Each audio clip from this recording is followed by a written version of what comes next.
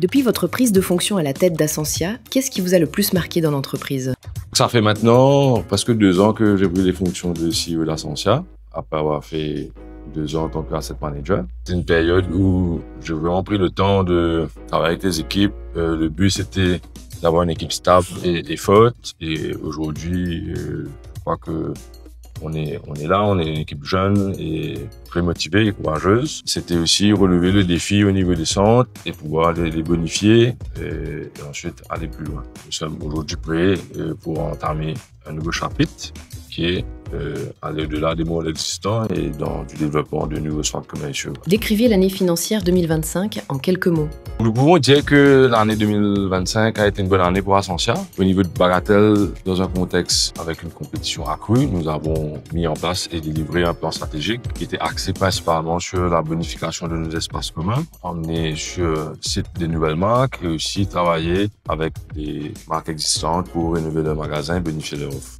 Au niveau de Richter, qui a subi une rénovation en 2024, nous avons aujourd'hui des nouveaux magasins rénovés et des nouvelles offres. Je vous encourage à les visiter.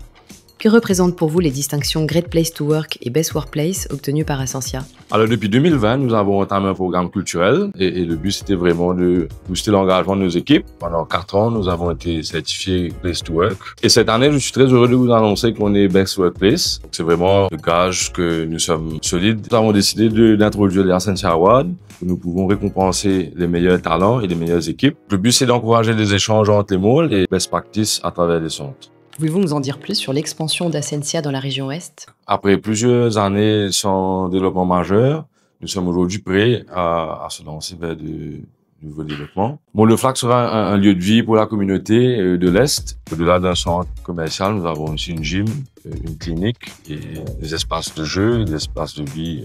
Ce centre emmènera des infrastructures publiques importantes et sera aussi construit selon des normes green. Comment se traduit la durabilité dans la gestion de vos centres commerciaux?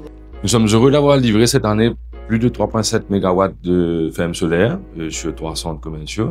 Et nous nous rapprochons aujourd'hui de presque 25% de production solaire par rapport à notre consommation. Un autre facteur très important pour nous, c'est le triage des déchets. Et nous avons aujourd'hui mis les moyens sur notre zone de triage et nos process pour arriver à terme à 70% de tri. Aujourd'hui, nous sommes penchés sur 2 sujets très importants. La première chose, c'est à travers Energy Conservation Programme, où nous serons amenés à travailler étroitement avec nos collaborateurs et nos retailers pour réduire la consommation de nos centres. Pour finir, nous sommes aussi attachés au projet de STP de Bagatelle, où nous voulons vraiment traiter l'eau pour ensuite la réutiliser à des fins d'irrigation. Comment se présente cette année financière 2026?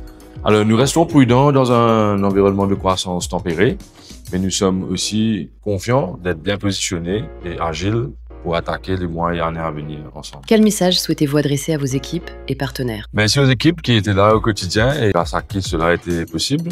Je voulais ici remercier nos prestataires de services. Ils sont plus de 400 à nous rejoindre tous les jours et à assurer le service. Mais également à nos visiteurs qui nous font confiance et qui reviennent.